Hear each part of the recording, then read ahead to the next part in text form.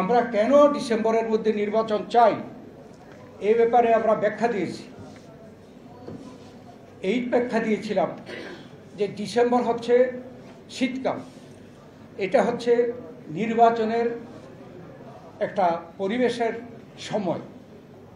আপনারা যে বলছেন জুন মাসের মধ্যে ইলেকশন দিবেন, আমরা এক হলো যত বিলম্ব হবে আমরা মনে করি এদেশে যারা পতিত স্বৈরাচারী সরকার দেশে বিদেশে পালিয়ে আছে তারা নানা ষড়যন্ত্র করবে।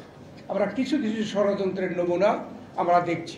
যত বিলম্ব হবে ষড়যন্ত্র হইতে পারে, সেটা থেকে রক্ষা করার জন্য আপনি যত শীঘ্র নির্বাচন দেওয়া প্রয়োজন। আপনারা যে বলছেন জুনে দেবেন, এর আগে কি হয় ডিসেম্বরের পরে? এর পরের বছরের জানুয়ারি মাস, এরপরে ফেব্রুয়ারি মাসে রোজা। এটা আমরা বলেছি।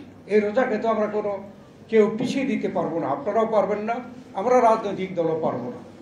এই রোজা এবং ঈদ নিয়ে 2 মাস চলে যায়, ফেব্রুয়ারি মার্চ, তারপরে আসবে এপ্রিল মে হচ্ছে দেশে পাবলিক পরীক্ষা, এসএসসি এবং এইচএসসি, এগুলোকে পিছানোর কোনো সুযোগ নেই।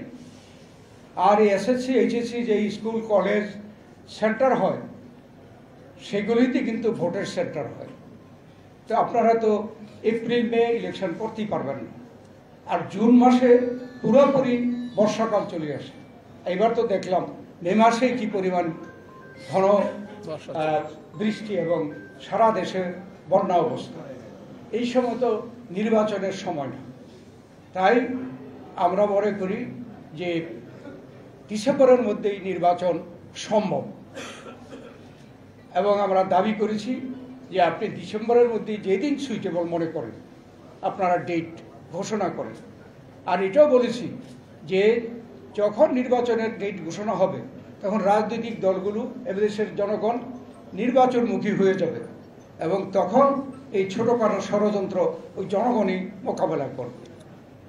এবং এটা এই সরকার যেহেতু অন্তর্বর্তীকালীন সরকার, আপনারাও বলেন না আপনারা অনির্দিষ্টকালের জন্য থাকবেন, আপনার একটা সময় পর্যন্ত বিদায় নিতে হবে। তারা ওইটা স্বীকার করে, হ্যাঁ বিদায় নিতে হবে।